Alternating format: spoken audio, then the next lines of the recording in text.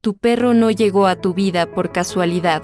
Los perros representan lealtad, amor incondicional, protección y conexión emocional. Son compañeros del alma que muchas veces llegan a enseñarnos sobre confianza, entrega, presencia y fidelidad. Espiritualmente, el perro puede mostrarnos cómo estamos viviendo nuestros vínculos, cuánto nos permitimos amar, recibir o confiar. También puede reflejar heridas de abandono, necesidad de afecto o dificultad para sentirnos seguros emocionalmente, porque un perro no solo acompaña, también protege, sostiene y revela. Si tu compañero es un perro, también puede estar revelándote un aprendizaje profundo para tu alma. Si quieres descubrir el simbolismo espiritual de tu mascota, comprender el mensaje que ha traído a tu vida y revelar lo que este vínculo viene a enseñarte,